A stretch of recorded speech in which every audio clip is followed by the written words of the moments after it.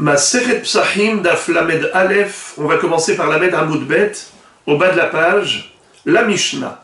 Goy shehilva et Israël al hemtzo, ahar Pesach mutar bahana. Ve Israël shehilva et Goy al hemtzo, ahar Pesach asur bahana. On a déjà appris que le chametz, on n'a pas le droit de le posséder pendant Pesach. Si un juif a laissé le chametz chez lui, il ne l'a pas éliminé, comme il était propriétaire du chametz pendant Pesach, alors il a enfreint et transgressé le issour de Balirae Balimatse. À cause de cela, Hachamim l'ont sanctionné et ils ont dit que le chametz sera interdit au profit même après Pesach. Mina Torah, d'après Rabbi Shimon, le chametz est interdit bahana'a uniquement pendant Pesach. Mais après Pesach, Mina Torah, il est mutar. Même si c'était du chametz chez Avar Alama Pesach. Ce ne sont que les chachamim qui ont sanctionné la personne en disant tu n'en profiteras pas. Ne pense pas qu'après Pesach tu pourras en profiter. Car même après Pesach, il sera asur bahana'a. Mais si le chametz appartenait à un goy, alors il n'y a aucun problème. Lo yira elecha hametz, shelcha iyataroe, avalataroe shel acherim ve shel gavoa. Le chametz du goy qui est déposé chez nous, il n'y a aucun problème. Alors, on a compris le principe. Le chametz qui appartenait à un juif pendant Pessah, après Pessah, il est interdit au profit. S'il appartenait au goy, alors après Pessah, il est permis au profit. Ça, c'est la base. Maintenant, cette Mishnah, qu'est-ce qu'elle nous enseigne? Elle nous enseigne qu'il est possible que le chametz, dans l'absolu, il appartient aux juifs, et pourtant il va être permis après Pessah. Et inversement, dans l'absolu, le chametz appartient au goy, et malgré tout, il sera interdit après Pessah. Comment est-ce possible? Dans le cas d'un prêt. Lorsque le juif a prêté de l'argent au goy, et le goy a donné au juif un gage. Il lui a donné du chametz. Il lui a dit, voilà, ces bouteilles de whisky, ces paquets de spaghettis, eh bien, tout ce chametz-là, je le dépose chez toi en contrepartie du prêt. Si je ne t'ai pas remboursé, alors tu pourras prendre possession de tout cela.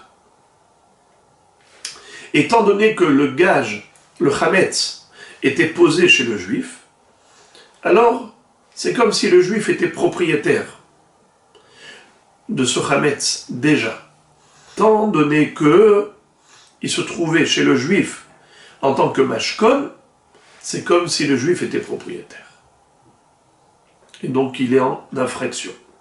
Puisqu'il est en infraction de Balira et Balimatse, après Pessah, ce chametz est frappé d'interdiction au profit.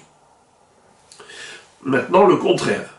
Si c'est le goy qui a prêté de l'argent au juif, et le juif, avant Pessah, avait donné ce chametz au goy comme mashkon. Et étant donné que ce gage-là, ce chametz, était déposé chez le goy en tant que mashkon, en tant que gage, alors c'est comme s'il appartenait au goy.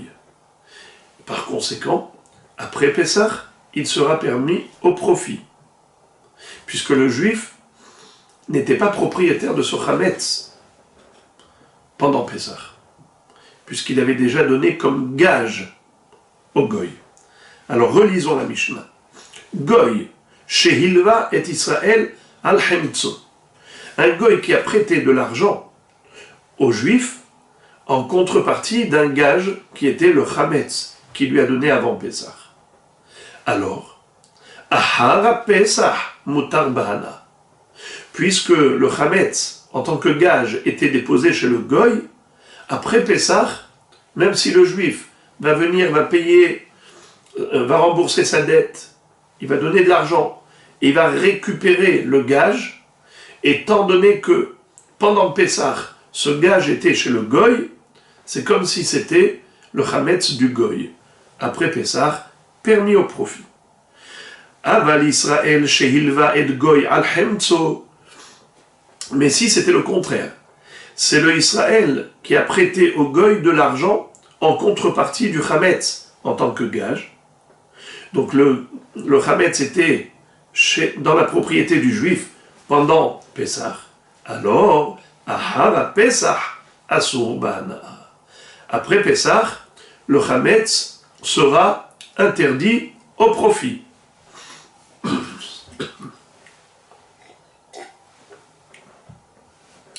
Gemara. Maintenant, la Gemara va nous faire part d'une mahloket entre Abaye et Rava à propos du din de l'hypothèque.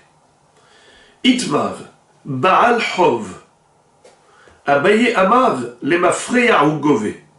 Verava Amar, mikanul haba ou gove. La mahloket de Abaye et Rava, elle est générale, pas spécialement par rapport au chametz. Eux, ils n'ont pas parlé de chametz. Eux, ils parlent d'un Baal Hov, un créancier. Lorsqu'il a chez lui, lorsque le créancier avait prêté de l'argent à l'emprunteur, en hébreu, ça s'appelle malvé, ou Baal Hov. Il a deux noms, Baal Hov ou malvé. Dans la Torah, il s'appelle Noché. Noché. Dans le Lachon de la Torah, c'est Noché. Dans le Lachon de Chachamim, c'est ou malvé ou Baal Hov.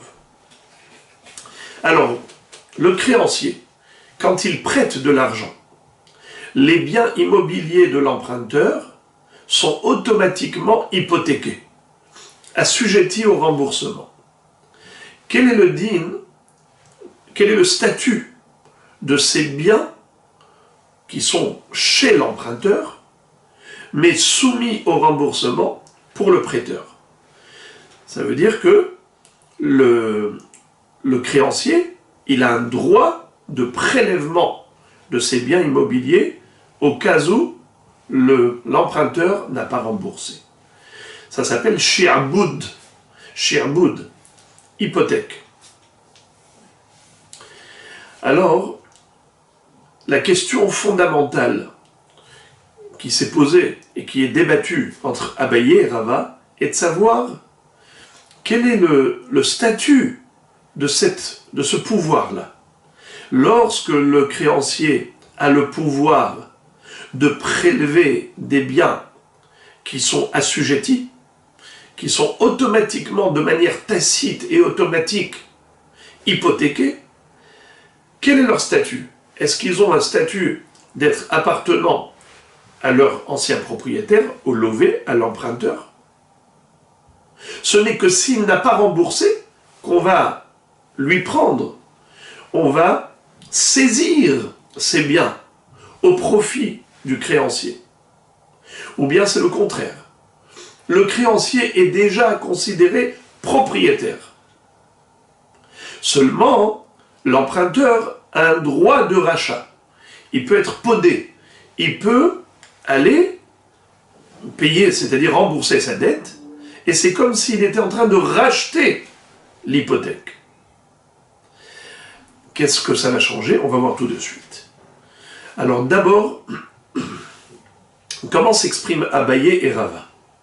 Itmar, Baal Hov, le créancier. Abaye Amar, les mafrei al gove. Lorsqu'il va venir et il va prendre le bien hypothéqué, en fait, ça va agir rétroactivement. On va considérer que le bien qu'il a pris à la fin, le bien immobilier, ce n'est pas aujourd'hui qu'il en devient le propriétaire. Il s'avère rétroactivement que depuis le jour où il avait prêté de l'argent, c'est comme s'il avait acheté cet objet. Il a donné de l'argent et il a acheté le bien. C'est ça l'hypothèque. Verava Amar, mikanul haba ou gove. Rava dit pas du tout. Il a le droit de prélever, de saisir. Mais cette saisie, elle aura lieu que si le lové n'a pas remboursé. Et à ce moment-là, le créancier va user de son pouvoir et il va saisir le bien hypothéqué.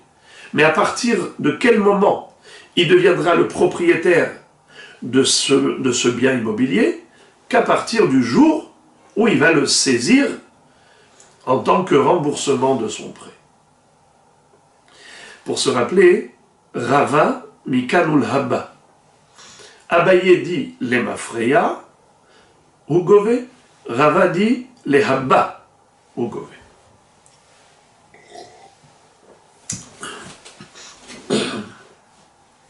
Et la Gemara nous explique quelle est l'incidence de ce débat. Kol hecha de akdish love, vezabin love, kuli alma la pelige, de ate malve vetarif, ve ate malve uparik. Ditnan mosif od dinar upodet anechasim elu. D'abord, dans le cas où le lové, l'emprunteur, s'est permis de vendre le bien hypothéqué, eh bien le jour où il n'aura pas remboursé, c'est-à-dire à la date d'échéance, il s'avère que il n'a pas d'argent pour rembourser, que fera le créancier? Il va aller voir l'acheteur et il va le saisir. Il va saisir le bien immobilier, puisqu'il était hypothéqué, il était déjà gagé. Alors répétons. Réhouven a prêté de l'argent à Shimon. Shimon, à ce moment-là, il avait un bien immobilier. Et donc ce bien immobilier, de manière automatique, il est gagé. Il est hypothéqué, assujetti au remboursement. Mais choix bad. Shimon a vendu son bien à Lévi. Le jour où la date d'échéance arrive et il n'a pas remboursé sa dette, Réhouven va aller voir Lévi et va le saisir. Il va saisir le bien immobilier qu'il a acheté puisqu'il était déjà hypothéqué. Donc, Kolecha de Akdish lové o Zabin lové, Koule alma la peligé de ate malvé vetarif, ve ate malvé uparik. C'est pareil, si le lové a sacralisé son bien immobilier, il a consacré au Beth Amikdash. Normalement, le Gizbar, qu'est-ce qu'il va faire avec ce bien immobilier? Il va le revendre et récupérer de l'argent pour le trésor du Beth Amikdash. Mais voilà que le Malvé arrive et il vient voir le Gizbar et lui dit « Monsieur Gizbar, vous savez que le bien immobilier qu'il vous a donné en tant que Hekdesh m'était déjà assujetti. Moi, je lui avais prêté de l'argent à ce monsieur. Et ces biens immobiliers étaient hypothéqués, il ne m'a pas remboursé, je viens et je récupère mon bien. Dans l'absolu, il a le droit. Ate malvé, vétarif, ate malvé ou parik. Toref, c'est arracher, saisir le bien. Lorsqu'il s'agit d'un individu humain, Lévi, Réhouven va voir Lévi, lui dit, le bien que tu as acheté de Shimon, je te le saisis. Toref, il lui arrache. Et c'est son droit. Mais quand il va aller voir le Gizbar du Hekdesh, il ne va pas être Toref, il va être Porek. C'est quoi Porek? Il va le racheter. Seulement, il ne va pas le racheter à sa juste valeur. Il va juste payer un dinar. C'est symbolique. Parce que les Chachamim ne voulaient pas que cet homme vienne chez le Gizbar et lui dise « Donne-moi ce bien immobilier », il m'était assujetti. Il était déjà hypothéqué pour mon prêt. Alors, les gens vont voir que le Gizbar lui donne gratuitement un bien immobilier. Ils ne vont pas comprendre que c'est en rapport avec le prêt et ainsi de suite. C'est la raison pour laquelle Hachamim ont dit il faut qu'il paye un dinar. Il faut le savoir que de manière générale, le Hekdesh, on peut transférer la Kedusha d'un bien qui est Kadosh, même sur une prouta, dans l'absolu. Au niveau de la désacralisation, ça peut se faire même si on a transféré la Kedusha sur une prouta. En général, il faut payer le prix, le prix coûtant, le vrai prix, parce que sinon c'est du Gezel, du Hekdesh. On n'a pas le droit de voler le Hekdesh. Mais si c'est juste pour le Pidyon peut se faire même avec une prouta. En l'occurrence, puisque c'est juste pour le Mar'it Aïn en quelque sorte, pour pas qu'on dise que le Hekdesh Yotse Belipidion, alors c'est la raison pour laquelle Chachamim ont dit qu'il faut qu'il paye un dinar au Gizbar. Ditnan, Mosif Od dinar, Upode et Anechassim Ha'elu. C'est une Mishnah dans la Sechet Arachin qui nous dit que le créancier va devoir donner au Gizbar un dinar, et pour être podé, ses biens qui ont été sacralisés par l'emprunteur. Donc il n'y a pas de discussion là-dessus.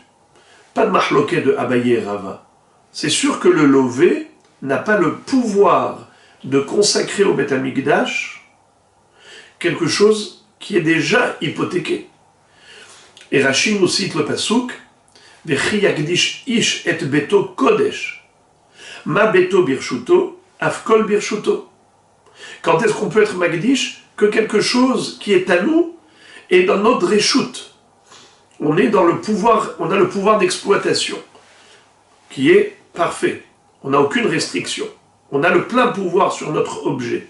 Mais si on a un objet qui est déjà hypothéqué, donc on n'a pas plein pouvoir, le lové, l'emprunteur, ne peut pas se permettre de le sacraliser, ou bien même de le vendre. Imaginons il l'a vendu, ça ne sert à rien, car le créancier va aller voir l'acheteur et il va saisir le bien. Qui peut liguer? S'il y a une mahloket entre Abaye et Rava, la voici. Des abines malvés, des akdish malvés. C'est le malvé, pas le lové. C'est le prêteur, pas l'emprunteur. C'est lui qui a fait le hekdesh. C'est lui qui a vendu. Quel est le din si pendant la période du prêt, le malvé a déjà vendu ce bien, alors qu'il ne l'avait pas encore saisi, ou il a sacralisé, alors qu'il n'avait pas encore saisi, et voilà que l'échéance arrive, et l'emprunteur ne paye pas, il n'a pas d'argent pour rembourser. À ce moment-là, le créancier va saisir le bien immobilier. Quelle est la conception? Est-ce que c'est les mafreya ou les haba? Lorsque le prêteur va saisir ce bien qui lui était assujetti, qui était hypothéqué, est-ce que cette hypothèque, elle agit rétroactivement ou bien dorénavant? Ça veut dire à partir de quand il devient le propriétaire? À partir de la saisie, mikan ou les haba, ou bien c'est rétroactif, puisque le délai est arrivé, il n'a pas remboursé la dette, l'emprunteur n'a pas remboursé, alors le prêteur saisit le bien immobilier. Mais quand il le saisit, en fait ça agit rétroactivement, comme si depuis le moment du prêt, le créancier était propriétaire de ce bien. C'est ça la mahloquette entre Abaye et Rava. Abaye dit les mafreya, Rava dit les haba. Alors maintenant, quel est le din si, pendant cette période du prêt, avant la saisie, le malvé avait vendu ce bien immobilier, ou il avait consacré au Beth Amikdash? Est-ce qu'aujourd'hui, après la saisie, il peut regretter? Est-ce qu'il peut dire « Non, je regrette, je ne voulais pas le vendre, je ne veux plus le vendre » ou bien « Je ne veux plus le consacrer » Alors ça dépend. D'après Rava, il peut regretter. Pourquoi? Car la consécration d'avant la saisie ou la vente d'avant la saisie, elle ne valait rien, puisqu'il n'était pas encore propriétaire. Il a vendu quelque chose qui n'est pas encore à lui. Et lorsqu'il l'a saisi, il ne veut plus le consacrer, il ne veut plus vendre. Alors cet objet n'est pas vendu, n'est pas consacré au Beth Amikdash.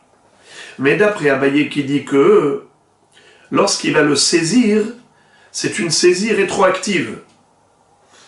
Il s'avère que depuis le début, le créancier était propriétaire de ce bien. Dès qu'il a prêté de l'argent, les biens qui sont hypothéqués, pour l'instant, il ne les a pas encore saisis, mais quand il va les saisir, ça va agir rétroactivement. Alors de ce fait, puisque ça va agir rétroactivement, si pendant ce laps de temps, entre le prêt et la saisie, il avait vendu ce bien à quelqu'un d'autre, ou il a consacré au Beth Amikdash, eh bien, ces actions sont valables. La vente est une vente, la sacralisation est une sacralisation, car il était considéré comme propriétaire rétroactivement.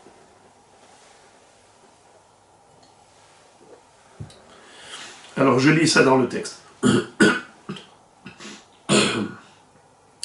Ki pelige dezabin malve ve'akdish malve Abaye amar le mafreya ou gove kevan de matazimne velo par'e iglay milta le mafreya de me'ikara birshuti avakae ve'shapir agdish ve'shapir zavin aval rava amar mikanu lehaba ou gove kevan de ilu hava lezouze ava mesalek lehu bezouze ishtakar de hashtakakane.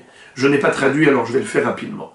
Abaye nous dit, les mafreya ou gove, le créancier, quand il saisit, c'est une saisie qui agit rétroactivement. Pourquoi? Kevan de matazimne velopare, puisque l'échéance est arrivée, il n'a pas remboursé. Iglay milta le mafreya, il savait rétroactivement, des merikara, que depuis le début, birshute havakae, ce bien hypothéqué, était dans sa propriété, dans sa possession. Veshapir agdish, Veshapir zavin, donc s'il était considéré propriétaire déjà depuis le début, donc sa sacralisation et sa vente sont parfaites. Verava amar, et Rava dit non, mikanul haba ou gove. La saisie, elle n'est pas rétroactive, elle n'est que désormais, elle agit que à partir de l'instant présent, de l'instant de la saisie. Mikanul haba, pour le futur, il devient propriétaire. Kevan de ilu havu lezouze, ava mesalek lehu bezouze, ishtekar de hashtag akane. Puisque si l'emprunteur avait de l'argent, il n'avait pas besoin de donner le bien, il aurait pu rembourser de l'argent, et le bien hypothéqué aurait été dégagé, désengagé. Donc ça veut dire que le bien lui-même appartenait à son ex-propriétaire, pas au malvé, puisque il pouvait lui rembourser en liquide et pas forcément en nature, pas forcément lui donner ce bien immobilier. Donc Zirava, Mikanul Haba. Et maintenant la Gemara va poser une autocontradiction de Rava. C'est une grande couchia que la Gemara va poser, elle va y répondre, mais il faut le savoir que cette question est très longue, et elle est surtout très subtile, très complexe. On va commencer, Be'ezrat Hashem. Omi Amar Rava Hachi, est-ce que vraiment Rava pense que la saisie, elle n'est efficace, et elle prend effet qu'à partir du moment où il a saisi, mais elle n'agit pas rétroactivement? Ça veut dire que le créancier deviendra propriétaire du bien hypothéqué qu'à partir du moment de la saisie, mais pas depuis le moment du prêt. Si c'est vrai, Rava se contredit. Pourquoi? Vea Amar Rami bar Hama. Il y a un enseignement d'abord de Rami bar Hama. De quoi il parle? Reuven, Shemachar Sadeh le Shimon be'acharayut, uzkafan alav ben milve, umet Reuven. Imaginons Reuven et Shimon, c'est un exemple. Reuven a vendu un champ, un sadé, à Shimon, be'acharayut. Il lui a dit, je me porte garant que si jamais il y a quelqu'un qui vient, qui le saisit, ce bien immobilier, sous prétexte que je lui devais de l'argent, ne t'inquiète pas, je suis là pour t'indemniser. Exemple, le champ, il coûte, on va dire, 10 shekels. Ce champ-là, si jamais quelqu'un vient te le prendre, moi je te rembourserai les 10 shekels que tu as payés. Très bien. Reuven, Machar Sadeh les Shimon be'acharayut. Même si, on va dire, il lui a écrit carrément un shtar, moi Reuven, je m'engage auprès de Shimon, l'acheteur, pour lui rembourser les 10 shekels si jamais il se fait saisir ce champ. Mais maintenant, il y a encore un deuxième élément. C'est que Shimon, au moment où il a acheté ce bien immobilier, il n'avait pas d'argent. Il a acheté à crédit. Zekafan alav bemilva. Il lui dit, écoute, on va faire la transaction immobilière immédiatement. Toi, Shimon, tu deviendras le propriétaire absolu de ce bien. Seulement, tu vas faire une reconnaissance de dette. C'est comme si je t'ai prêté les 10 shekels. Donc, écris, moi, Shimon, je dois à Réhouven 10 shekels. Donc, on a ici 2 shtarot. Un shtar de prêt. Réhouven, plutôt Shimon a écrit, je sous-signé Shimon, reconnais avoir emprunté à Réhouven 10 shekels. Et il lui donne ce shtar hov. Réhouven détient le shtar hov. Mais Réhouven aussi, il écrit un shtar, il écrit, je sous-signé Réhouven, je m'engage, j'engage ma aharayut, ma responsabilité, pour garantir ce bien à Shimon. Et il lui donne le shtar à Shimon. Shimon a un shtar de aharayut, comme quoi, si jamais, un jour, quelqu'un vient lui saisir ce bien immobilier, eh bien Réhouven devra l'indemniser, lui rendre 10 shekels. L'affaire n'est pas terminée. Voilà l'histoire. Oumet Réhouven. Réhouven est mort, est décédé. Ça veut dire que Shimon n'a pas eu le temps de payer les 10 shekels à Réhouven pour ce champ que Réhouven a quitté ce monde. Alors, Ve'ata ba'al hov de Réhouven ve'tarifle mi Shimon. En attendant, arrive Lévi, on va l'appeler comme ça Lévi. C'est le Baal Hov de Réhouven. Un jour, Lévi avait prêté à Réhouven 10 shekels. Il n'a jamais remboursé. À ce moment-là, quand il avait payé les 10 shekels, il avait prêté les 10 shekels à Réhouven, Réhouven était propriétaire de ce bien immobilier, de ce champ. Donc le champ qu'il a vendu à Shimon était déjà hypothéqué et assujetti au remboursement qu'il devait à Lévi. Maintenant qu'il est mort, Réhouven, après avoir vendu ce champ à Shimon, Lévi, qui est Baal Hov de Réhouven, le créancier de Réhouven, vient voir Shimon et lui dit, Monsieur Shimon, tu as acheté un champ qui était hypothéqué, je te le saisis. Ata Baal Hov de Réhouven vetarifle mi Shimon. Il a été toref, il lui a saisi.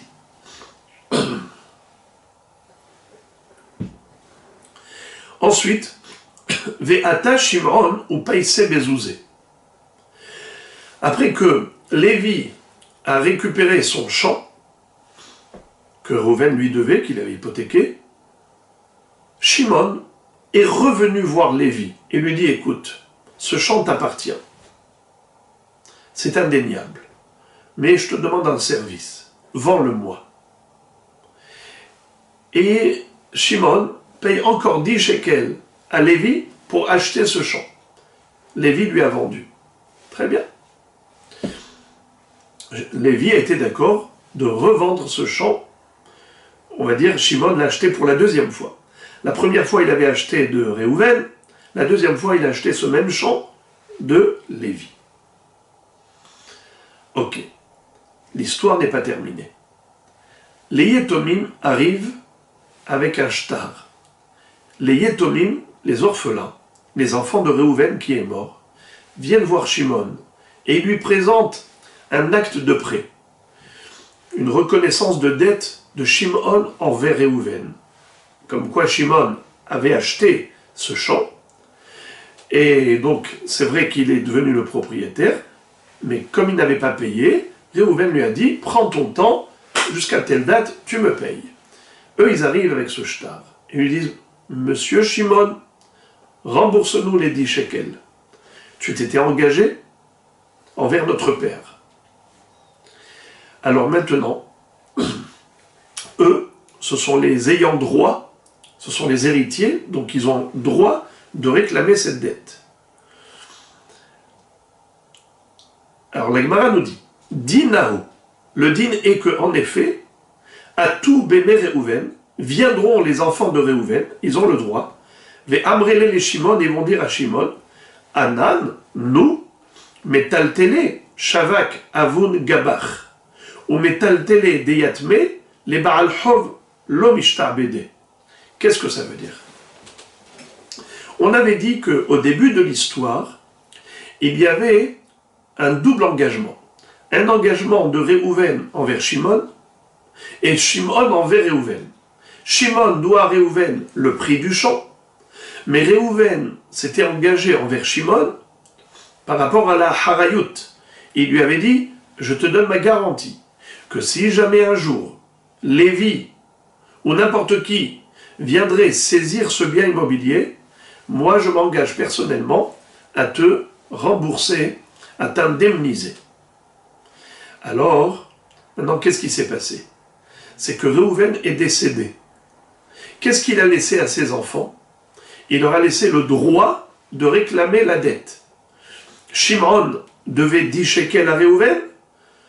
Réhouven est mort, alors Shimon doit les 10 shekels aux orphelins, aux héritiers, aux ayants droit. C'est normal. Maintenant, lui, Shimon, il demande la réciproque. Il dit, c'est vrai, votre père, je lui devais de l'argent, mais lui aussi, il me doit de l'argent, car il m'avait promis, et il s'était engagé, de donner une harayut, une garantie. Et maintenant, je réclame cette indemnité. Pourquoi? Puisque Lévi m'a saisi ce bien immobilier, puisqu'il était le créancier de votre père. Il m'a saisi ce bien. Votre père, s'il était vivant, il aurait dû me payer ces 10 shekels. Alors payez-moi ces 10 shekels, vous. Moi, je vous donnerai les 10 shekels que je devais à votre père, et vous, rendez-moi ces 10 shekels que votre père me devait. Alors les Yetomim lui disent, non, nous on a un droit, on n'a pas un devoir. Pourquoi? Parce que ce que tu vas nous donner, c'est de l'argent, c'est normal, c'est le remboursement, tu le devais à notre père, maintenant il n'est plus là, tu nous rembourses à nous. Par contre, la dette de notre père, si il te devait des métaltélim, ça veut dire il te devait de l'argent, d'accord? L'argent, on ne peut pas prendre aux orphelins de l'argent.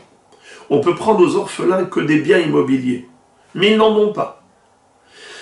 Tous les biens mobiliers que les orphelins héritent ne sont pas assujettis au remboursement de dettes du défunt.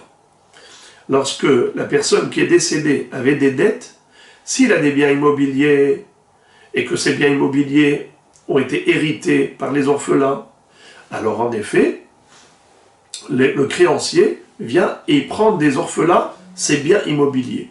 Mais il ne peut pas leur prendre des biens mobiliers, ce qu'on appelle métaltéline. Il peut leur prendre des karkarotes, mais pas des métaltélines. Alors maintenant, ces orphelins n'ont pas hérité de karkarotes. Alors ils ont hérité par contre de l'argent. Quel argent? Le remboursement. Voilà que M. Shimon va leur rembourser à eux les 10 shekels qu'ils devaient au père. Maintenant, lui, il dit, rendez-moi ces 10 shekels, car votre père, il s'était engagé. Be'aharayut. Eux, ils disent, l'engagement du père, il était par rapport à ces métaltélines. Les métaltélines, lui, il te les devait, mais les orphelins ne te les doivent pas. Ne doivent pas payer avec des métaltélines les obligations du père.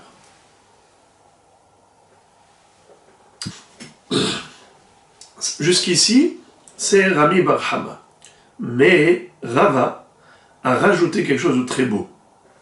Amar Rava, Ipikeach Shimon, Magbelehu Ara, Vehadar Gavelah Minnayu, de Amar Rav Nachman, Yetomim Shegavu Karka Bechovat Avihem, Baal Hov, Choser Megove Otah Mehen.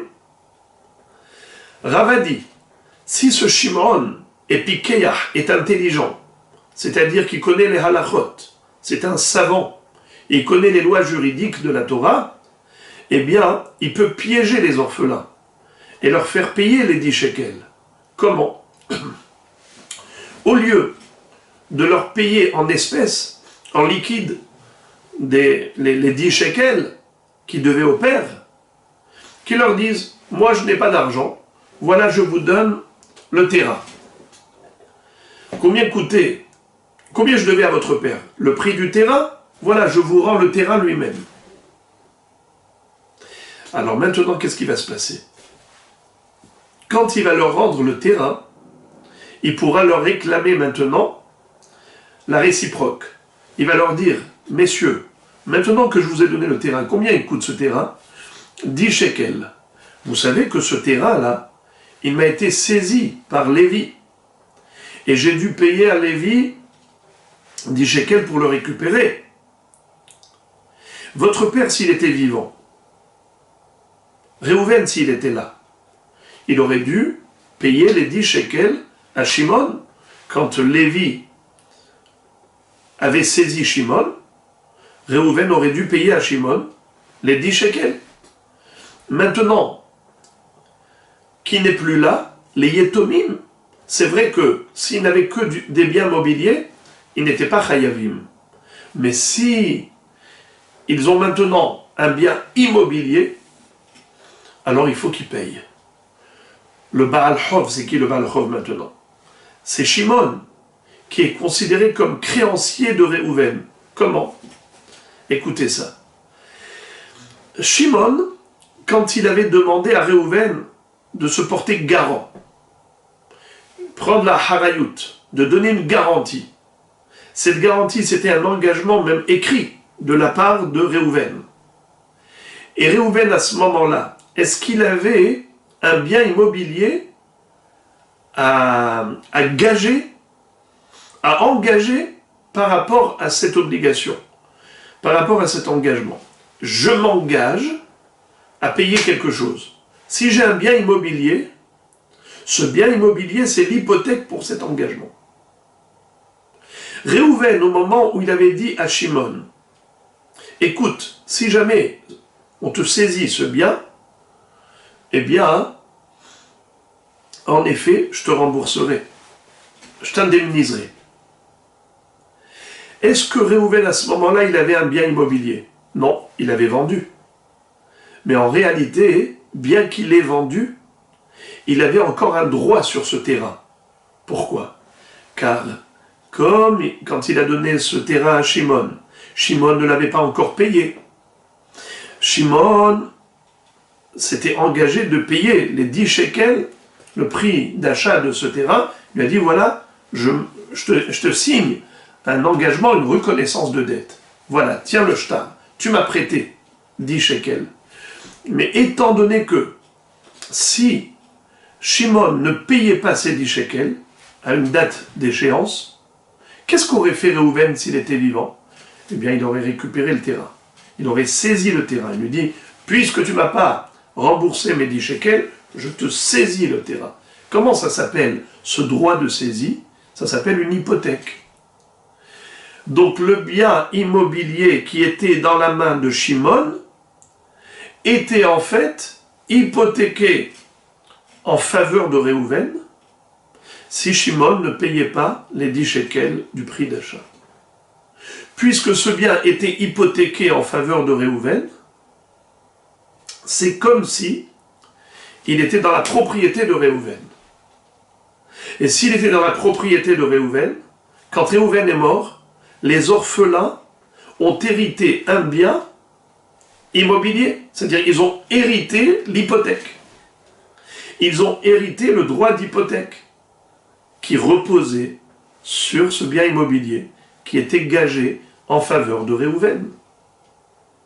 Alors maintenant, quand Shimon va leur donner ce terrain en tant que remboursement des 10 shekels, il leur dit maintenant, moi je me suis acquitté de ma dette, voilà, je vous ai donné le terrain qui vaut 10 shekels.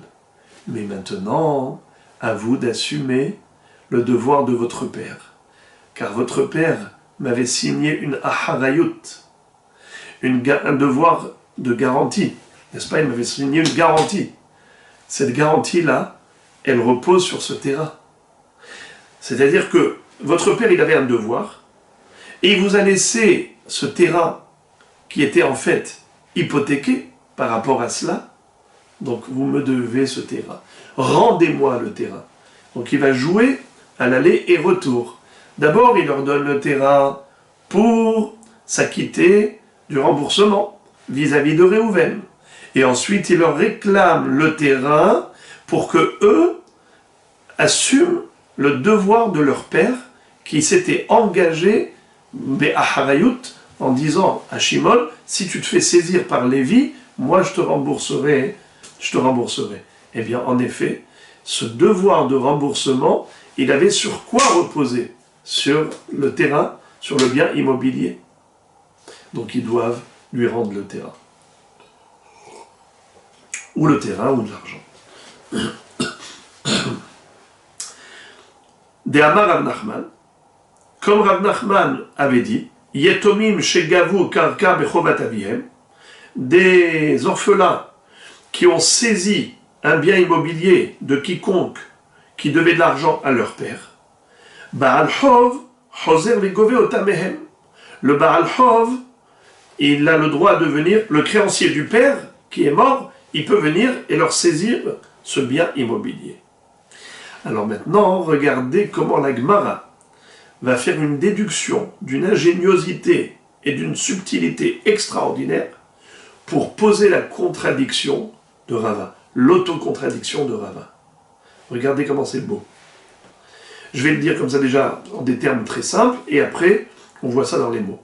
C'est que d'une part, Rava nous avait dit que Baal Hov, Mikanule Haba ou Gove. Et maintenant, on va voir que Rava est en train de dire que Baal Hov, les Mafreya ou Gove, comme avait dit Abaye. Alors il se contredit. Regardez.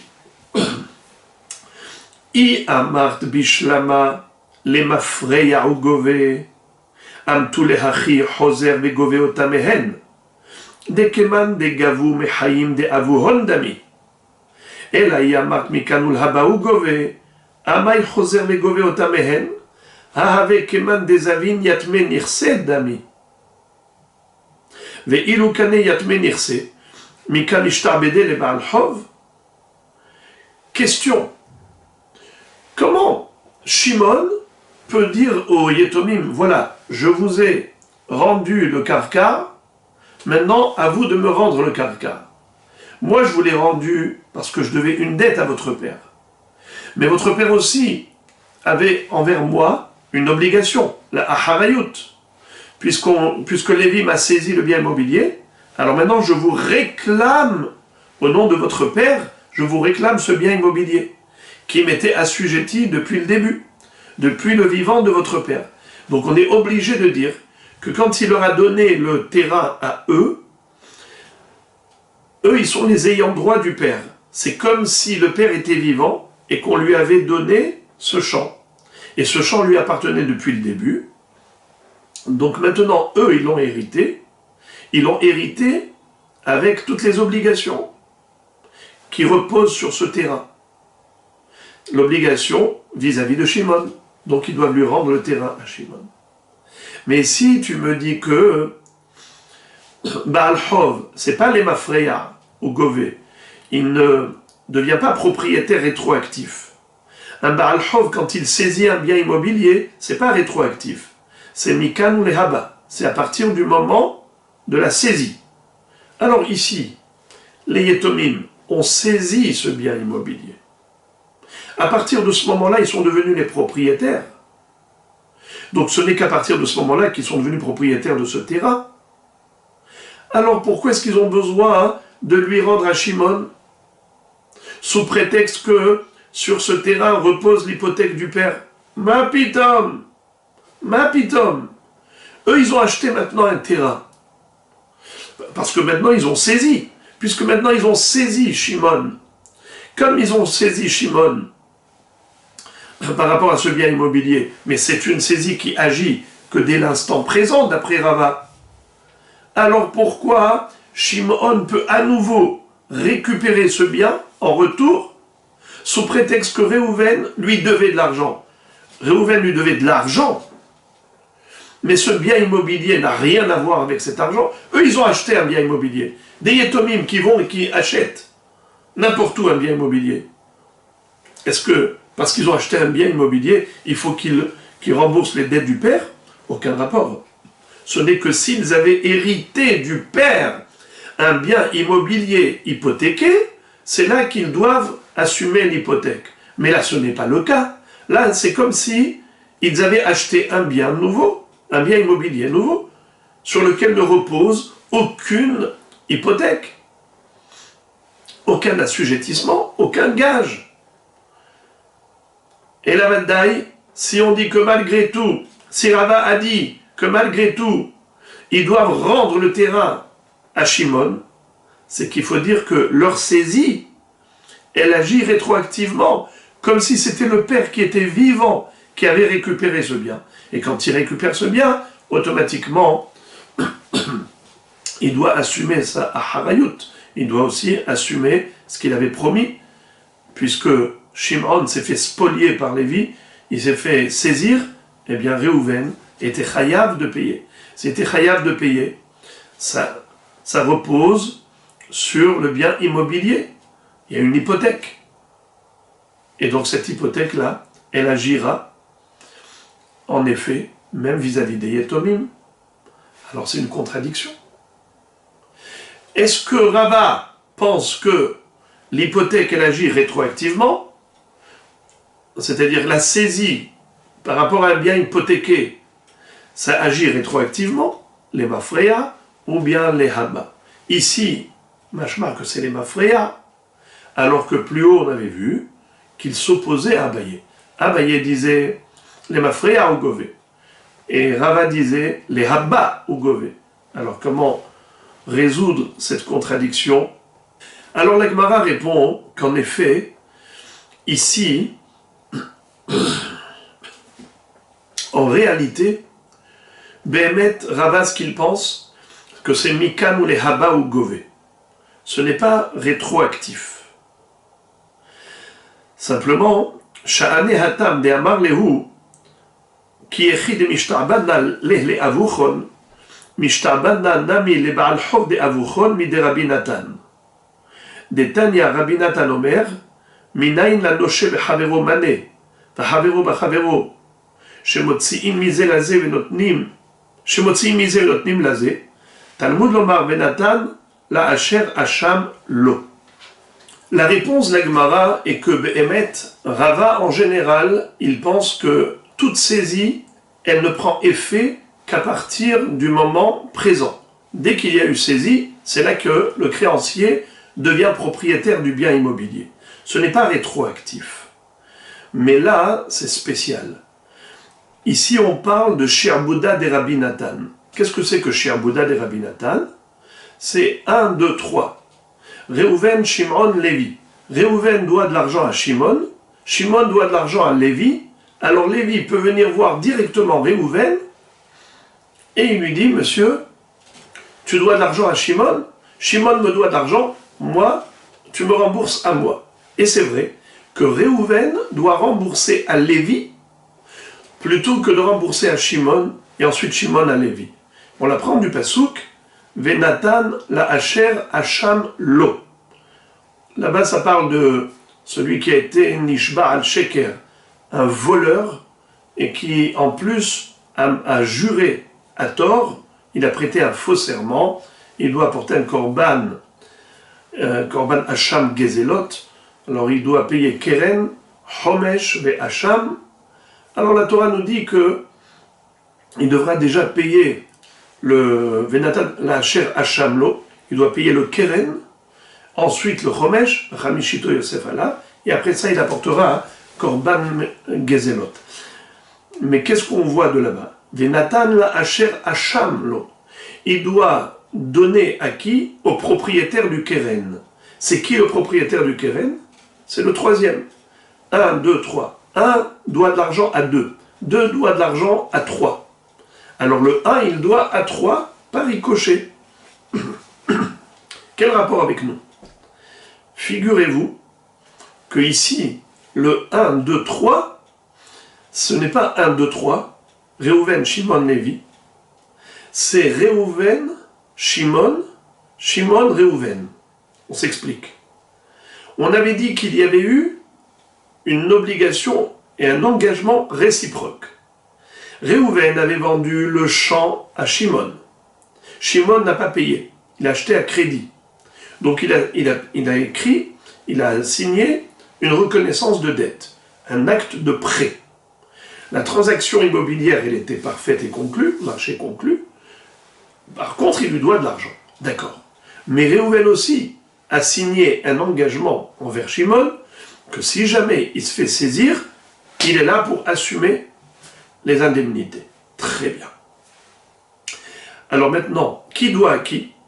Réhouven doit à Shimon, Shimon doit à Réhouven, mais Réhouven aussi doit à Shimon. Répétons. Shimon doit de l'argent à Réhouven, et Réhouven doit de l'argent à Shimon. Alors normalement on a dit que quand c'est 1, 2, 3, le 1 doit au 2 et 2 doit au 3, alors le 1 il doit au 3. Indirectement il lui doit. Maintenant c'est 1, 2, 2, 1. Le 1 redevient 3. C'est comme si c'était le 3. Shimon doit de l'argent à Réhouven. Et Réhouven doit de l'argent à Shimon. Alors Shimon peut donner de l'argent à Shimon. Ça veut dire quoi? Shimon, quand il donne le terrain aux Yetomim, il leur dit, maintenant que vous avez un terrain, ce terrain lui-même, il m'était assujetti. Lorsque votre père, à ce moment-là, m'avait signé une garantie par rapport à ce terrain, alors en effet, votre père me devait de l'argent par rapport à ce terrain. Donc pourquoi aujourd'hui je vous le réclame de me rendre ce terrain? C'est parce qu'en réalité, de la même façon que votre père, que moi je lui devais de l'argent pour ce terrain, lui aussi il me devait de l'argent pour ce terrain. Donc il y avait une hypothèque sur ce terrain, vis-à-vis de moi. Et moi je suis le troisième créancier.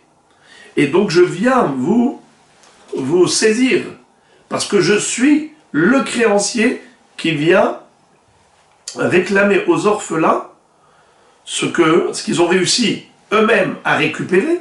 Vous avez récupéré le bien immobilier parce qu'on le devait à votre père, mais ce même bien immobilier aussi, il est redevable à quelqu'un d'autre, puisque votre père était redevable. Alors, comme on a compris maintenant, que l'hypothèque, elle était réciproque. Donc il leur a donné, il a récupéré. Et il leur dit, moi, je suis le créancier de votre père. Votre père était mon créancier, mais moi aussi j'étais le créancier de votre père, puisque finalement, Lévi, quand il m'a saisi ce bien immobilier, si votre père était vivant, il aurait dû me rembourser. Donc en fait, je suis moi-même le numéro 3. Je suis à la fois le 1 et à la fois le 3.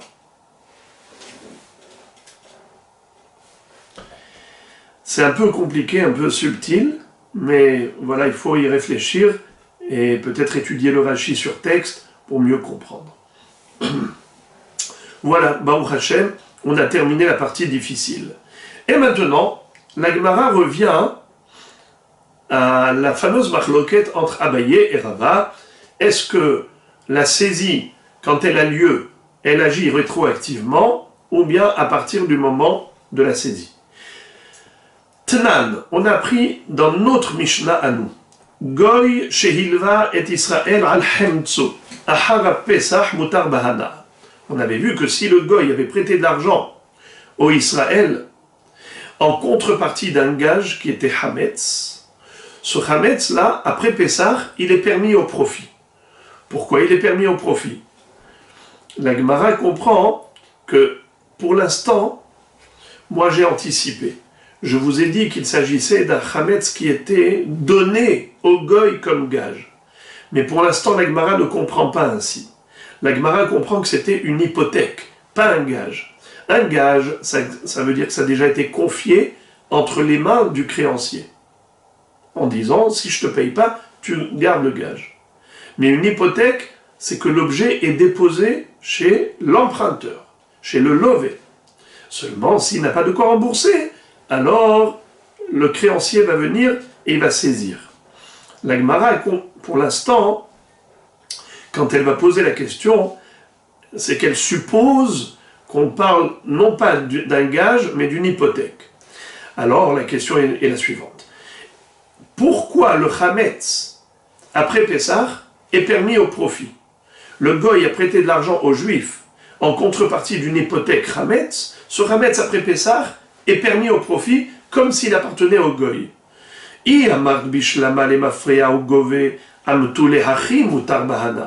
Si tu me dis que, en effet, la saisie, elle agit rétroactivement, comme le pense Abaye, alors je comprends la Mishnah, qui dit qu'après Pessah, ce Chametz est mutar bahana'a. Pourquoi? Parce que lorsque le Goy va saisir après Pessah, il va saisir ce Chametz, il deviendra rétroactivement le propriétaire de ce Chametz. Quand on dit il deviendra rétroactivement propriétaire de ce Chametz, ça veut dire que ce Chametz appartenait à qui? À un Goy. Alors je comprends pourquoi il est permis au profit. Et là, il y a Mikanul Habaou Gove, Amay Mutar Bahana'a, Birshuta d'Israël, Avakae. Mais si tu me dis que la saisie ne prend effet que dans l'instant présent, ça veut dire que pendant Pessah, le Chametz qui était encore posé dans la propriété d'Israël, ça n'appartenait pas encore au Goy. Le Goy n'a saisi ce Chametz qu'après Pessah. Alors comment se fait-il que ce Chametz est kasher après Pessah, mais c'est du Chametz d'un juif? Chametz she'avar alav Pessah. Donc forcément, si la Mishnah dit que c'est permis de profiter de ce Chametz après Pessah, sous-entendu que lorsque le Goy va saisir ce Chametz après Pessah, il va s'avérer rétroactivement que c'était lui le propriétaire du Chametz, bien que c'était déposé chez le juif. Rava, comment va-t-il répondre?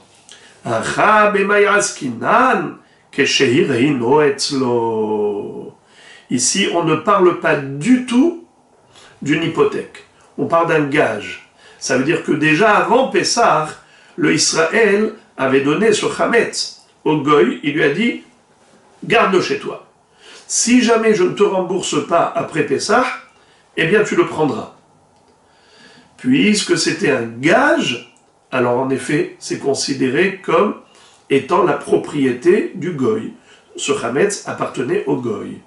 Mais si c'était juste une hypothèque, c'est-à-dire que c'était posé chez le juif, mais c'était assujetti au remboursement pour le Goy, dans ce cas-là, si le Goy vient saisir après Pessah, ce n'est pas rétroactif, d'après Rava.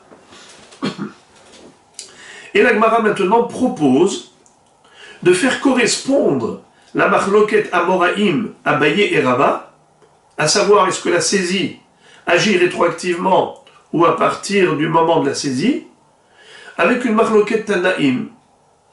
Lima Ketanae. Israël shilva les goy al hemtso, les ahara pesach eno rover, mishum Rabbi Meir, amru rover. Mailav, beha kamefalge, des morts savar, les mafreya ou gove, ou morts savar, mikanul haba ou gove. Qu'est-ce que ça veut dire? Il y a une baraïta qui ressemble à notre Mishnah, mais là, dans cette baraïta, on voit une mahloket. Quelle est la mahloket entre Rabbi Meir et Tanakama? Tanakama dit Israël shilva le goy al hemtso le ahara pesach eno rover. Si un juif a prêté de l'argent au goy avant Pessah, et le goy a assujetti son chametz au Israël, il lui dit voilà, si jamais je t'ai pas remboursé après Pessah, tu viens et tu prends ce chametz. Qu'est-ce qui s'est passé finalement? Eno rover. Même si le Israël après Pessah, le Ahara Pessah, il vient, il prend ce chametz, eh bien il prend le chametz, c'est n'est qu'à partir d'aujourd'hui qu'il a pris. Donc il n'était pas en infraction pendant Pessah. Mishum Rabbi Meir amru rover. Rabbi Meir dit, oui, il était be'avera. Rétroactivement, il s'avère que c'était lui le propriétaire, donc il était be'avera. La Gemara dit, a priori, c'est ça la marloquette. Maïlav be'a kamefalge. Des morts savar les mafreya ou gove, ou morts savar les kanulaba ou gove. Rabbi Meir qui a dit que oui, c'est assaut, C'est parce qu'ils considèrent que le juif était propriétaire du Hametz déjà depuis avant Pessah. Et parce qu'ils pensent comme Abaye, les Mafréa. Mais Tanakama qui a dit que le juif n'est pas en infraction, car il pense comme Rava, que Mikanul Habba ou Gove. Et donc, puisque pendant Pessah, le Hametz était encore chez le Goy, ce n'est qu'après Pessah que le juif l'a pris, l'a saisi. Donc il n'y a pas de raison de dire qu'il était en infraction. Vous savez ce qui gêne? En général, les Amoraïm, quand ils ont une mahloket, ils ne sont pas en train de réinventer l'histoire. Ils auraient pu dire plus simplement, moi je pense comme Tanakama, et l'autre dit, moi je pense comme Rabbi Meir. C'est pas ce qu'ils ont dit. Ils ont une mahloket vraiment. Un il dit les mafréa au gové, l'autre il dit Mikanou là-bas au gové. Ça veut dire que c'est une autre mahloket. Alors, quel est l'objet de la discussion de Rabbi Meir et Tanakama?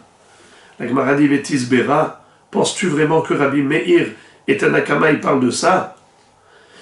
Ce n'est pas possible. Pourquoi? La Gemara va démontrer que la mahloket de Abaye et Rabbi Meir n'est pas du tout liée à la mahloket de Abaye et Rava. Preuve. Imasifa, il est écrit à la fin de cette même baraïta, Aval Goy, Shehilva li Israël al Hemtso, les Ahara Pesach, d'ivré à Kol Envers. Par contre, si c'est le Goy qui a prêté de l'argent au Israël, et le Israël avait hypothéqué son Hametz, après Pesach, le Goy est venu et a pris ce Hametz. D'ivré à Kol Envers, même Tanakama est d'accord avec Rabbi Meir pour dire que le juif est en infraction. Le Hametz, ou que le juif avait engagé comme hypothèque, d'après tout le monde, après Pessah, il sera Assour Ba'ana, parce qu'il était en infraction. La Gemara pose la question, elle dit comment ça se fait? Vea Ifra mi ba'ele. Si tu me dis que Rabbi Meir et Tanakama, ils sont en mahloket, est-ce que les mafriya ou gové, ou mikanul haba ou gové, alors dans ce cas-là, dans le cas de la Sefa, ils auraient dû dire chacun le contraire de ce qu'il a dit dans la Recha. Veha ifra mi ba'ele. Ils auraient dû dire juste l'inverse. Les man de amar hatam eno rover, acha rover. Les man de amar hatam rover, acha eno rover. Ça veut dire que tout dépend qui est le prêteur et qui est l'emprunteur. Lorsque c'est, comme on a dit dans la Recha, Israël shehilva le goy al hemtso, le juif qui a prêté de l'argent au goy en contrepartie du Hametz qui était gagé, qui était assujetti, hypothéqué. Qu'est-ce qu'on a dit? Marloquette. Après Pessah, si le juif récupère ce Hametz, puisqu'il y avait une hypothèque, pour Tanakama, il n'est pas en infraction, parce que c'est Mikan ou les Haba ou Gové. Mishum Rabbi Meir Amou envers, parce que Rabbi Meir il penserait comme Abaye que les Mafréa ou envers. Alors dans le cas où c'est le contraire, c'est le Goy qui prête de l'argent au juif, et le juif a hypothéqué son Hametz, alors dans ce cas-là, Rabbi Meir qui avait dit avant envers, là il devrait dire et non envers. Pourquoi? Car il savait rétroactivement que ce Hametz-là, ça appartenait au Goy, puisque c'est le Goy qui a prêté de l'argent. Et maintenant le Goy après Pessah est venu prendre et saisir ce Hametz. Cette saisie, elle agit rétroactivement. Si elle agit rétroactivement, donc qui était le propriétaire du Hametz pendant Pessah? Le Goy. Alors Rabbi Meir aurait dû dire Eno envers. Et Tanakama qui avait dit avant Eno envers, par rapport au Israël qui est prêteur. Mais lorsque c'est le Goy qui prête, puisque c'est que Mikan ou le Haba, la saisie, elle ne prend effet d'après Tanakama que au moment de la saisie, pas avant, pas rétroactivement. Ça fait que le propriétaire du Hametz pendant Pessah, c'était le juif. Donc, il devrait dire envers. Il fait une avéra de laisser un tel Hametz. Or, ce n'est pas ce qui a été dit. On voit que la Sefa n'est pas symétrique à la Recha. Donc, forcément, la mahloket ici, elle n'a rien à voir avec Abaye et Rava. Mahloket des Tanaïm, Tanakama et Abaye, Tanakama et Rabbi Meir n'a rien à voir avec la marloquette de Abaye et Rava. Abaye et Rava, ils parlent d'une chose, est-ce que la saisie prend effet que au moment de la saisie, ou bien c'est rétroactif, tandis que Tanakama et Rabbi Meir, ils discutent d'autre chose. De quoi ils discutent? Alors, juste une introduction comme ça, oralement, et après on voit dans les mots. Ils vont discuter du statut de gage. Regardez.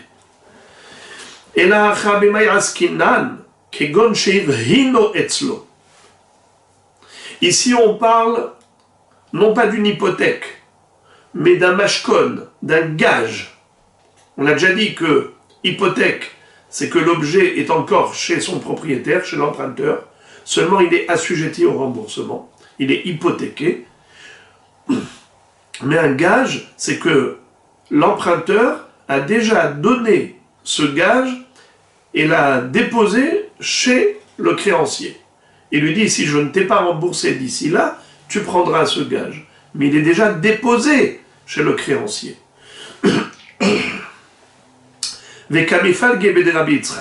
Et leur mahloket, c'est une mahloket à propos d'une notion qui a été enseignée par Rabbi Yitzhak. De'ama Rabbi Yitzhak, Rabbi Yitzhak nous enseigne, Minayin le Baal Hov shekone mashkon, shene'emar ulchati tzedaka. Im eno kone mashkon, tzedaka minayin, mikan le Baal Hov shekone mashkon. La Torah nous dit que si le créancier, c'est un riche, l'emprunteur, c'est un pauvre, et que ce pauvre-là a dû remettre au créancier des gages, mais c'était des objets dont il avait besoin. La nuit, il avait besoin de la couverture. Alors en journée, il lui prend la couverture. La nuit, il faut qu'il la lui rapporte. Et ensuite, la nuit, il prendra un autre objet qui ne sert pas pendant la nuit. Mais le matin, l'emprunteur en aura besoin. Il faut qu'il lui rapporte. Vashevotolo, ulchati tzedaka. Et si tu le fais, kol hakavod, tu fais de la tzedaka. Alors, comment la Torah qualifie cette action de tzedaka? Ça veut dire que qui est le propriétaire du gage? C'est le créancier. Car si tu dis que le propriétaire du gage, c'est encore l'ex-propriétaire, c'est-à-dire l'emprunteur, alors, il n'y a pas de tzedaka. Tzedaka, ça veut dire que le riche donne au pauvre quelque chose comme cadeau. Or ici, ce n'est pas un cadeau qu'il lui fait, puisqu'il appartient encore à son propriétaire. Donc si la Torah le qualifie de tzedaka, c'est que Béhémet, c'est lui le propriétaire du mashkon, le créancier. Qui im eno kone mashkon, s'il n'était pas propriétaire du mashkon, tzedaka minayin, pourquoi est-ce qu'on appelle ça tzedaka? Ça, c'est l'enseignement de Rabbi Yitzhak. Maintenant, Tanakama et Rabbi Meir sont en marloquette à ce propos. Tanakama savar hanemile Israël mi Israël hu de karina beulchati et tzedaka. Aval Israël mi goy lokane. Ve Rabbi Meir savar kal vachomer. Israël mi Israël kane. Israël mi goy lachol sheken. Qu'est-ce que ça veut dire?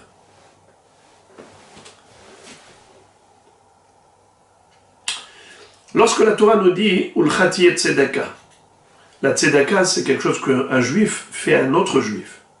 Pas un juif au goy. Il n'y a pas de moussag, il n'y a pas de notion de tzedaka comme ipne darke shalom, que par rapport à des relations pacifiques, pour établir des relations de paix, mais pas dans l'absolu. Dans l'absolu, la mitzvah de tzedaka, c'est d'un juif à un juif. Alors, c'est pour cela que la notion de Baal Hov Kone Mashkon, c'est seulement Israël mi Israël. Alors de ce fait, on dit comme ça. Est-ce que un Israël qui a prêté de l'argent à un goy, et le goy lui a donné un gage, est-ce que le Israël est propriétaire du gage? C'est ça la marloquette. Tanakama dit non. Tanakama dit non. C'est pour cela que le Israël qui a prêté de l'argent au goy en contrepartie du gage qui est un chametz, d'après Tanakama, le Israël n'est pas ouvert, car il n'est pas propriétaire de ce mashkon. Ce n'est que lorsqu'on prête à un juif qu'on est propriétaire du mashkon. Ou le chati et tzedaka. Mais s'il n'y a pas de tzedaka, il n'y a pas de propriété. Vis-à-vis d'un goy, comme il n'y a pas de tzedaka, il n'y a pas non plus de propriété sur le gage. Donc le gage que le goy a donné au juif, c'est-à-dire ce chametz, qui lui avait remis avant Pessah pour le prêt, le juif n'est pas considéré propriétaire de ce mashkon. C'est pour cela que Tanakama va dire Eno Over.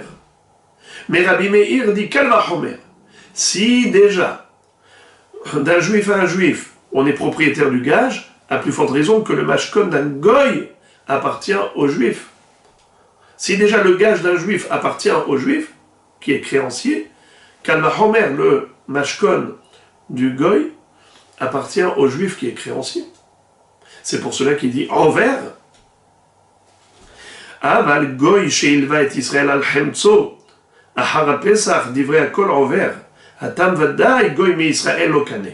Par contre, dans le cas inverse, c'est-à-dire que le goy a prêté de l'argent au Israël et le Israël a donné un gage au goy, tout le monde est d'accord que le goy n'est pas connu ce chametz. C'est la raison pour laquelle, d'après tout le monde, le Israël est en infraction, puisque le vrai propriétaire du chametz, c'est le juif, bien qu'il ait déposé chez le goy en tant que gage, mais comme le goy ne l'a pas acquis, il n'est pas propriétaire, le vrai propriétaire c'est le juif, donc le juif est en infraction.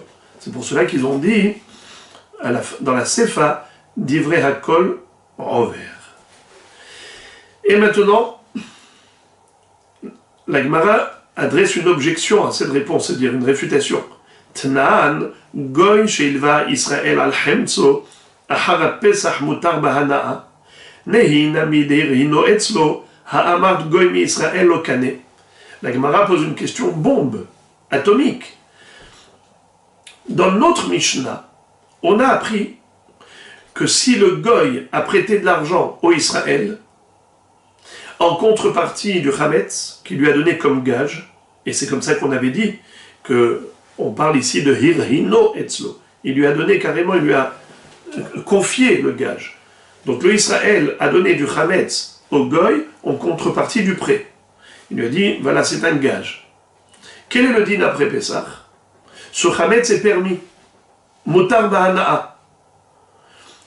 Le goy est considéré comme propriétaire du chametz pendant Pessah, donc c'est comme le chametz d'un goy. Après Pessah, il n'y a aucun problème. Je comprends pas. Ha'amarta goy mi Israël lokane. Mais tu m'as dit que le goy n'est pas propriétaire du gage qui appartient au Israël. C'est ce qu'on vient de dire. Que tout le monde est d'accord là-dessus. Réponse. La kashia. Ce n'est pas contradictoire. Hade amarle me'arshav, hade lo amarle me'arshav. Ça dépend de la formulation.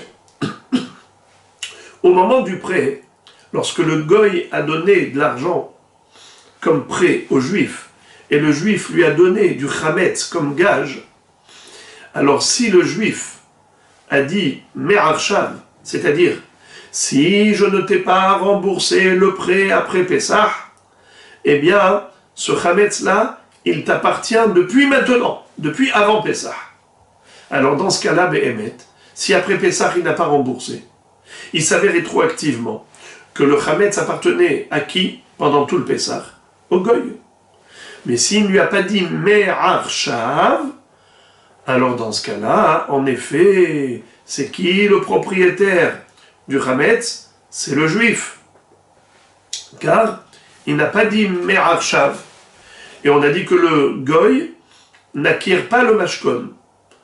Baal Hov connaît mashkon, c'est Israël. Ou bien Israël qui prête à un goy. Mais un goy qui prête à Israël, c'est sûr que d'après tout le monde, on a dit que le mashkon n'appartient pas au goy. Le mashkon du juif. Donc c'est pour cela que le chametz appartenait aux juifs. Et c'est de cela que parle la Baraïta en disant Asur Bahana. Après Pessah, ce chametz est interdit au profit, puisque le juif était en infraction, bien qu'il ait déposé le chametz chez le goy avant Pessah, mais c'était juste un gage. Puisque c'est juste un gage, le goy n'est pas connu mashkon. Mais la Mishnah qui a dit que malgré tout, le Chametz c'est Mutar Ba'ana après Pessah, on parle du cas où il lui a dit clairement, Me'arshav, puisque c'était explicite, c'était une condition claire, en disant, si je ne t'ai pas remboursé après Pessah, eh bien tu es propriétaire de ce Chametz depuis avant Pessah. Dans ce cas-là, il n'y a pas d'équivoque. C'est clair, net et précis que le propriétaire de ce Chametz pendant Pessah, c'était le Goy, puisque la condition était remplie. Il n'a pas remboursé après Pessah.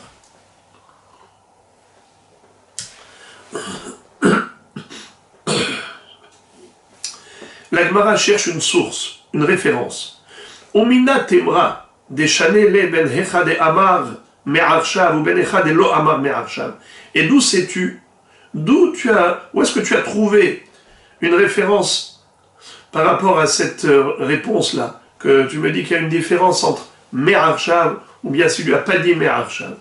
Detania, c'est une braïta qui dit Goy, sheirhin, pat fourné. Etzel Israël, eno over, veim amarlo higa ticha, over. Un goy qui a donné au Israël un bon pain, pas de fourneau, fourné, un grand pain, hashuv, qu'on peut donner en tant que gage. Il a donné au Israël avant Pessah. Et il lui dit, le goy aux Juifs, si je ne t'ai pas remboursé, monsieur Israël, alors ce Chametz-là, il t'appartiendra. Il t'appartiendra. Alors quel est le din? Et non, envers. Puisque finalement, concrètement, le goy, il lui avait donné juste en tant que gage. Cette baraïta, elle pense, comme le Tanakama qu'on avait vu avant, qui disait que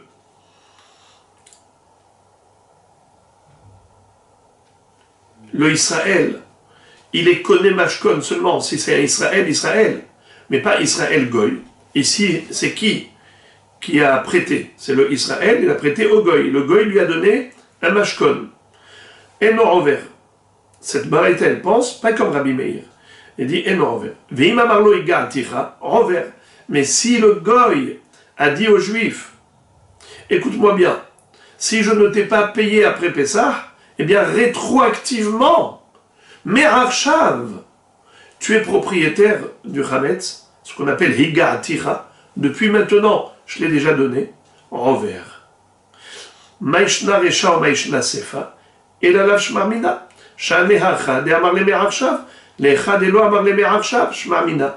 Quelle est la différence entre le cas de la Recha et le cas de Higa Atira? C'est que dans le cas de la Recha, il n'a pas dit Me'arshav, et dans le cas de la Sefa, il a dit Me'arshav. C'est pour ça qu'il était envers. Et la Gemara conclut le sujet en nous citant une baraïta. Hanout shel Israël, umlai shel Israël, upo'ale goyim nichnasim lesham, hametz shenimtza sham ahar ha-pesach, asur bahana'a, ve'en tzarich lomar ba'achila. Si on a un magasin qui appartient à un juif, et tout le contenu, pas seulement les murs, pas seulement le fonds de commerce, même tout ce qui se trouve sur les étalages, la shora qui est là-bas, le mlaï, la fourniture, toutes les provisions qui sont là-bas, cette marchandise appartient aux juifs. Ou pour aller goyim nichnasim nesham. Mais ceux qui travaillent, les employés sont des goyim. Et on trouve du Chametz après Pessah. Chametz shenimtza sham ahar Pessah. Asur bahana'a. Le Chametz que l'on trouve là-bas après Pessah, on considère que c'est du Chametz, du magasin, qui appartient aux Juifs, et donc on ne pourra pas en profiter. Mais en tsarich lomar ba'achila, à plus forte raison qu'on ne pourra pas en manger. Par contre, l'inverse, Hanout shel goy, umlai shel goy, si le magasin appartenait à un goy, également toute la marchandise appartenait au goy, ou pour aller Israël, nichnasim yotrim lesham, bien que tous les employés qui travaillent là-bas sont des juifs, hametz shenim tzasham ahar pesach, mutar ba'achila, ve'en tzarich lomar bahana. On présume que tout le hametz qu'on trouverait là-bas, après Pessah, c'est sûr que c'est du Hametz du magasin qui appartenait au Goy pendant Pessah, donc il n'y a pas eu d'infraction, ça n'appartenait pas à un juif, donc après Pessah, c'est permis même d'en manger, à plus forte raison d'en profiter.